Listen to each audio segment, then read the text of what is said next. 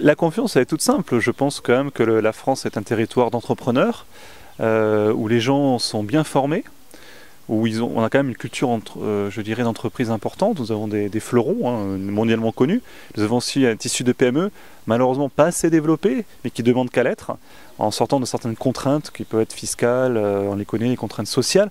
Mais ceci dit, même avec ces contraintes-là, on a quand même des beaux succès, notamment à l'international. Donc avec du financement, avec des projets, avec une volonté, on pense tout de même que malgré tout, des PME français peuvent éclore et devenir des champions de demain. La seule façon de créer des richesses en France, c'est aider les PME. Donc la chose la plus importante pour nous, il y a de l'épargne en France.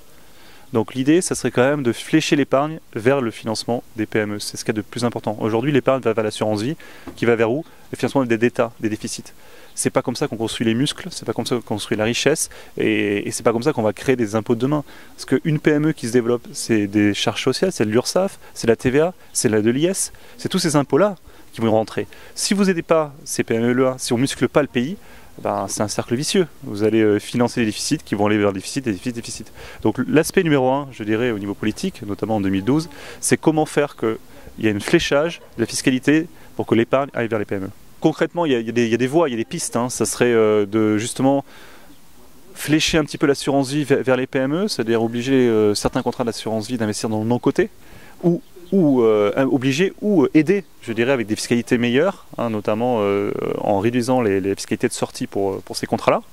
Ça peut être aussi créer une sorte de PEA pour le non-coté, qui serait donc, ou de petit coté, ça serait donc des sociétés inférieures à 150 millions d'euros de capitalisation boursière, par exemple.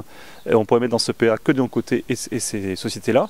Et par contre, on aurait l'avantage à l'entrée de l'ouvrir. En contrepartie de quoi, on serait obligé de rester 8 ans investis. C'est ces enveloppes-là qui coûteraient très très peu cher à l'État, qui pourraient orienter une partie de l'épargne.